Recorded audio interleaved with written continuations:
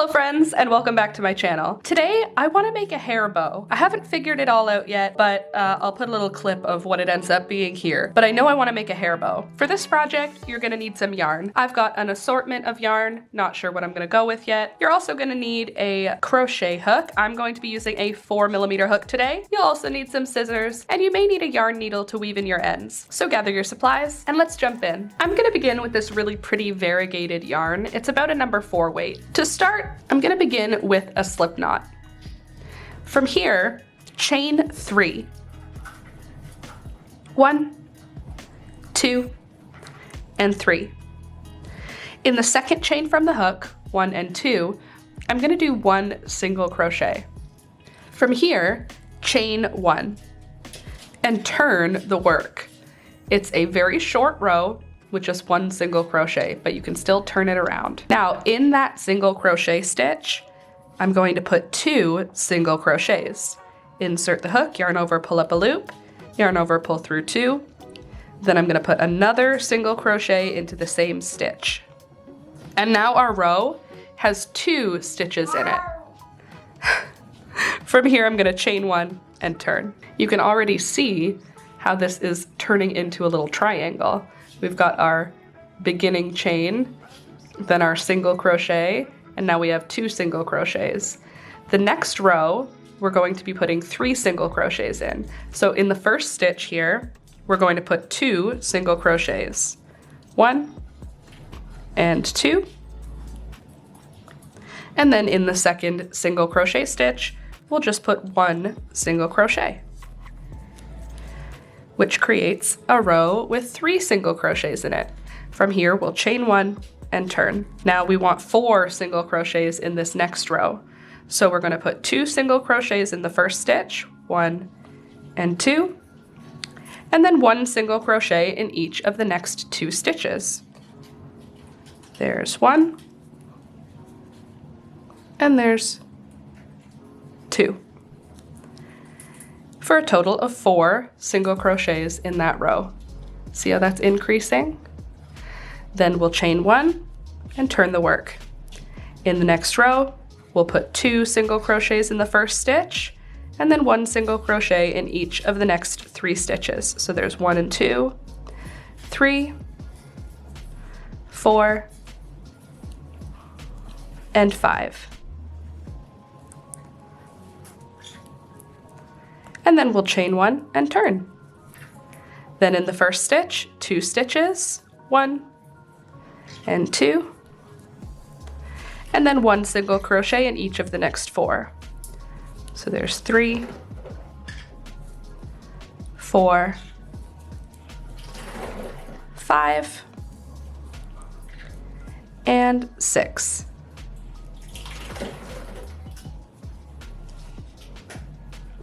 And now you can see how that triangle has increased from 1 single crochet all the way up to 6. Now for the hair bow I want to make, this is as wide as I want my ribbon or fabric to be.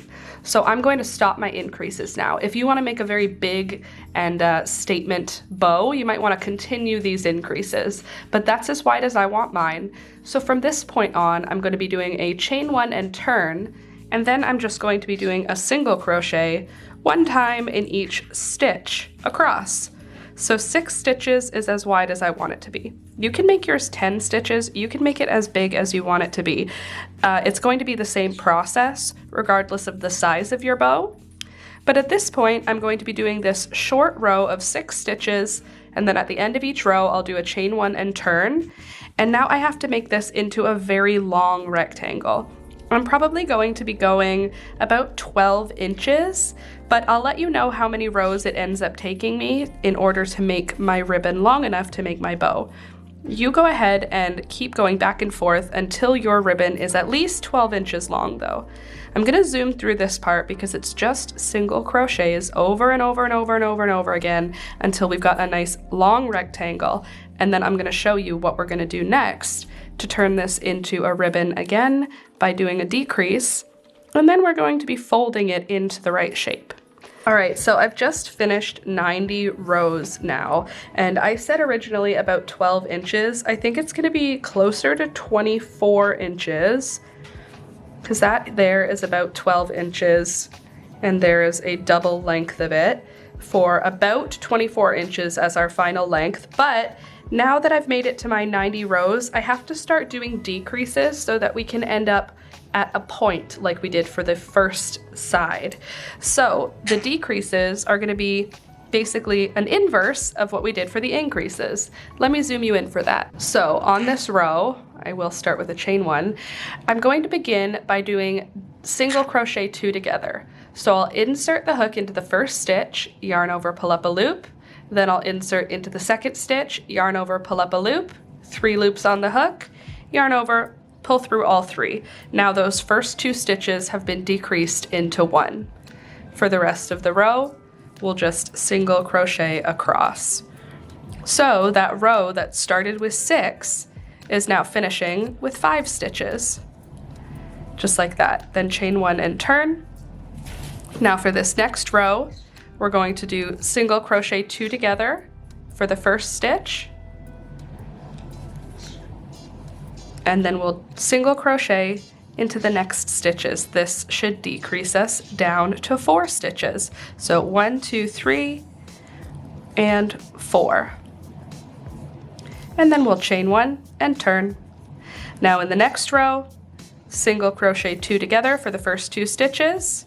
So now we've got 1 stitch, 2 stitches, and 3 stitches. Chain 1 and turn, single crochet 2 together for the first 2 stitches. So there's 1, and now we end with 2 stitches in this row, chain 1 and turn. There's 2 stitches here, and we'll single crochet them together into 1 stitch, chain 1 and turn. Then we'll put 1 single crochet in that last stitch, and then we'll chain 2. And that creates a mirror of what we had for the beginning side, just like that. Now we can trim the yarn, pull that stitch through, and we are going to be weaving that end in. But first, let's see how it looks. So here is our little ribbon that we've created using that variegated yarn. It ended up being pretty much symmetrical, which is pretty cool. I'm pretty pleased with that. There's how it's looking. If you did it all in one solid color, that would have been fine as well, but this turned out really pretty, and that's going to be the middle now. And then I'm just going to take a second and weave in these ends, and then I'll come back here to show you how we're going to tie this into a bow shape. Actually, I'm also going to take a second to press this under the steam on my iron and stretch it out a little bit more. So I'll stretch it and press it under my iron with the steam setting in order to block it flat, because you can see it kind of has a twist to it, and we need this to be nice and flat. All right, after it has been stretched out and ironed, you can see we've got a lot better of a texture. It's nice and flat, and it's got like a little bit of a nicer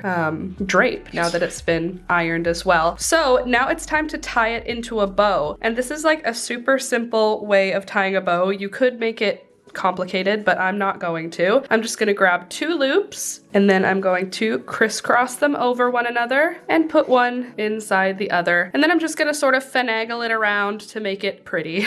That's my plan. Okay, I lied. I actually figured out a way better way to tie this bow. And I've never tied a bow like this, and I think I need to show it to you because I just saw it on Pinterest and it's so easy. So I take the end, wrap tightly around my middle finger, just one time over, then come down around my thumb, up, back over my middle finger, down around my thumb, up over my middle finger, and then I'm going to come over to the side like this, wrap it around like that, and then I'm going to come up, and the loop that I made, I'm going to come and tuck the edge down through that middle loop, pulling that nice and tight. And then I can pull that piece we wrapped around my middle finger, I can pull that out and down. And now we'll just have to pull tight on that piece so that it creates a nice tight loop. Then I can pull our initial tail, and now we can just sort of stretch out these bow pieces to create a really nice little finished bow. Are you kidding? Look how cute that is. It's like a perfect bow. I've never tied a bow that way, and I think it looks so perfect.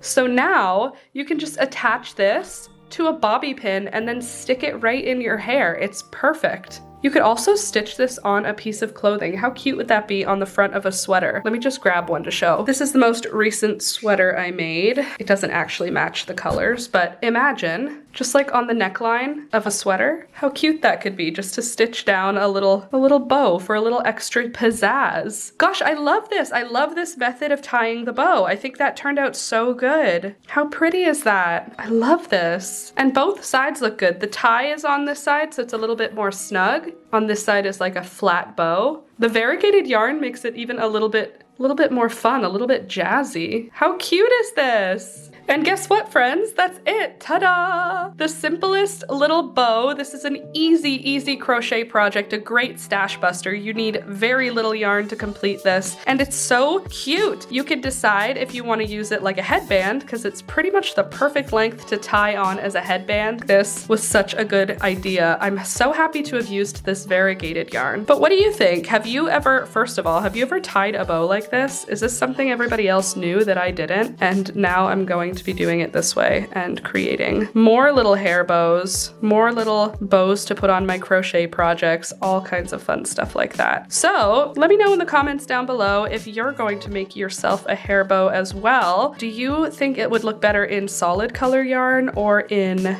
this gorgeous variegated yarn? Oh, I'm so pleased with it. If you liked the video, don't forget to leave a thumbs up. It really helps the channel, and you're already here, so you might as well. And also, I want to give a special thank you to everyone who's been supporting the channel this year. Here's the list of everyone who has supported the channel. I really appreciate you guys. You're awesome. If you want to join this group of people, this awesome group of people, and support the channel as well, check the links in the description box down below. All the ways to support will be listed down there, as well as related crochet tutorials for if you're new to crochet and this was a little complicated for you. But that's all I've got for you today. Come back next week for another crochet tutorial, because I put out new crochet tutorials every single week, and I also live stream Mondays, Wednesdays, and Fridays every single week from 9 a.m. until 12 p.m. So come back if you want to hang out for one of those. Anyways, friends, that's all I've got for you today. Thank you so much for watching, and I'll see you next week. Bye!